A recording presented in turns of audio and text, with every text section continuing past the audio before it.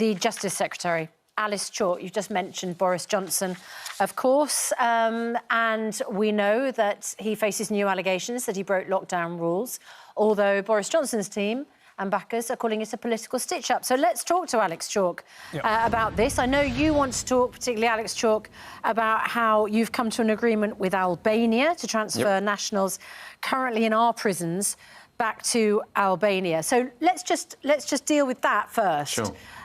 Because obviously that's immigration, a huge issue. How many people are we talking about here? So we're talking in the first instance of 200, but there's no cap on it. And it's important to note these are some of the most serious offenders, so the people who've got sentences of over 4 years. And it's important because for every year they're in a British prison, it's costing you and your listeners and your viewers around £40,000 a year. So what this does is it transfers them back to Albania. So it means that, you know, the British people aren't whacked twice. First of all, by the original crime, but also by the cost of feeding and watering them. So this is a really important move which saves the British taxpayer a huge amount of money, and it's the result of a long and detailed negotiation with our Albanian counterparts. When will it start? When will these repatriations begin? So they'll start this summer, and it'll be a rolling process. And so, as I say, these are the most serious people who might have 5, 6, 7 years on their sentence. And at £40,000 a year, you can immediately see the cost. But the cost of being in Albania is less than a third. So it's a huge win for the British taxpayer. And why Albania? Why just Albanians? Why have you selected them? Well, we have prisoner transfer agreements with other countries, but there's a particular issue so far as Albania is concerned because there is a high foreign national offender population in our prisons, over 1,400 or so. So it's very, very high. But the second point is Albania, unlike France or Spain or Italy or Portugal, does not have the same degree of prison custodial infrastructure. So it's important for us to ensure that not only do we get them out of our prisons, off our shores, but at the same time Albania can build that infrastructure so that we can send more in due course. So this is just a sort of sensible thing to do, as I say, to save British taxpayers and also to ensure that in the long run we can get more people out of the UK. OK, I want to talk to you then about Boris Johnson, because you resigned as Solicitor General under his government. And in your letter you wrote, to be in government is to accept the duty to argue for difficult or even unpopular policy positions where that serves the broader national interest. It cannot extend to defending the indefensible. The cumulative effect of the Owen Paterson debacle, Partygate, and now the handling of the former Deputy Chief Whip's resignation is that public confidence in the ability of Number 10 to uphold the standards of candour expected of British government has irretrievably broken down. Are you disappointed to see more allegations about Boris Johnson appear today? I think we should take this in stages. The position is, as you know, there's a COVID inquiry taking place.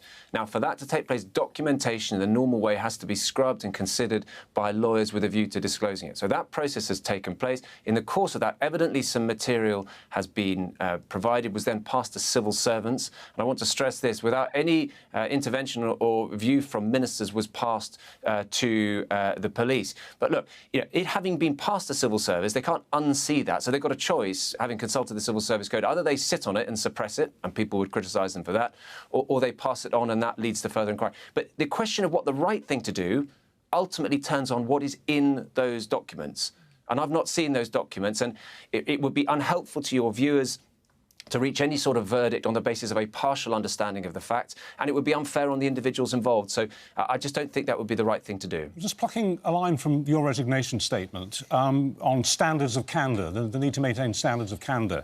Do you think that the Home Secretary, Suella Braverman, is maintaining standards of candour over the shenanigans about her speed awareness course? So I spent many, many years prosecuting in courts up and down our country, and I've always believed very, very faithfully and strongly in process. You have to ensure that these things happen in the proper way, and that's fair to all parties, and ensures, by the way, that any finding that is made sticks and is upheld and doesn't have to be unpicked later. So the Prime Minister is approaching this in absolutely the right way. So he's consulted his independent advisor. I'm not talking about the PM. I'm talking about her. Sure. I mean, for example, when she's asked a straightforward question on national television 2 or 3 days ago, ago, did you actually make these approaches to civil servants? She says that her eye is on stopping the boats. She doesn't answer the question. That's not exactly full of candour, is it? But in fairness to the Home Secretary, where there is an allegation, which, some people have said they consider it to be a serious allegation, that has to go through the proper process. She has to have the opportunity to explain everything to the Prime Minister in the normal way. So there may be all sorts of things, I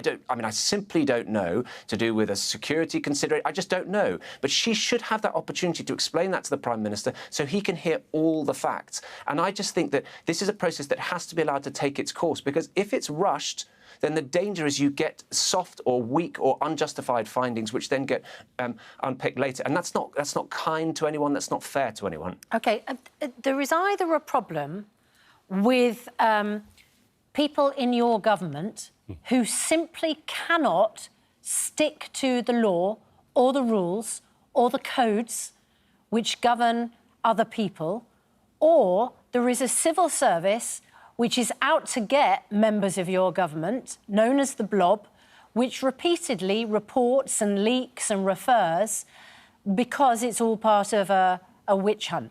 In your view, as the Justice Secretary, which is it? So, as a Justice Secretary, as I've indicated, you have to follow the evidence. I mean, remember your great expectations. Take nothing on looks, take everything on evidence. There's no better rule. So the question of whether the civil service acted correctly or incorrectly, having had that material provided to them, turns upon what that material is. What did it say? What were the allegations? Now, if it was a certain set of facts, it might have been appropriate to say, look, there's nothing here, it doesn't need to be passed to the police.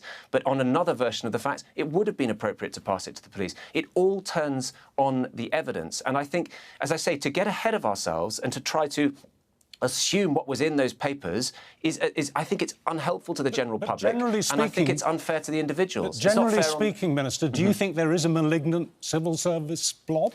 All I can say is I expect very high standards from my civil servants. I expect them to act with integrity, with industry and professionalism. We're dealing with extremely important things. I've talked about the Albanians, but also the illegal migration bill. How is that going to work? How are we going to have enough tribunal space? And so on and so on and so on.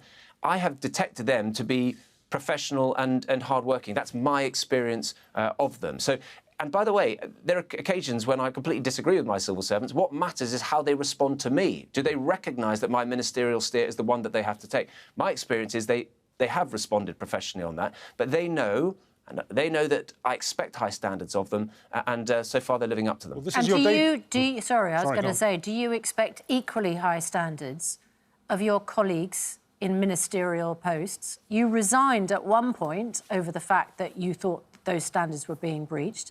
Are you disappointed to see that there still appears to be allegations, not just against the former Prime Minister, but of people not sticking to the rules? Yeah, no, of course I expect high standards, but part of the standards I expect is proper standards of process. So I would think it was wrong if a Prime Minister who is charged with considering some of these issues to do so in a way that was hasty, on the basis of emotion, on the basis of instinct, without having looked at the evidence, because that does a profound disservice to the British people, because it rushes to judgment and it will lead to a corrosive impact on confidence if those premature findings and hasty findings have to be unpicked. Okay. So part of confidence in colleagues is being confident that they'll follow the correct procedure, and the Prime Minister is doing absolutely the right thing in this case. All right, well, this has been your debut appearance on Good Morning Britain, so welcome to the programme, and we look forward to the next time. Thank you. Thank you very much.